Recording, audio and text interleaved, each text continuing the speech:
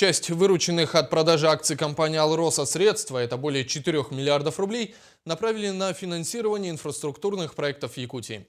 Общий лимит капиталовложения от продажи акций составляет более 17 миллиардов рублей. Управляющей средствами организации является открытая акционерная компания «РИК Плюс».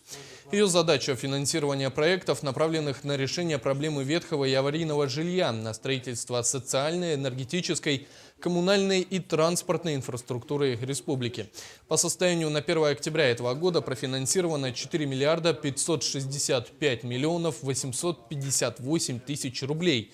В том числе в 2013 году 1 миллиард 200 миллионов рублей, а за этот год 3 миллиарда 365 миллионов 858 тысяч.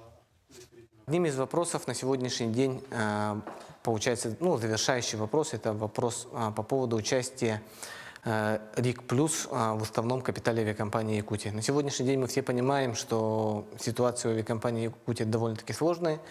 И по результатам консультаций с акционером и общественным советом данная сделка по вхождению РИК Плюс в уставный капитал авиакомпании «Якутия» для того, чтобы их на сегодняшний день оздоровить, получается, уже принимаются.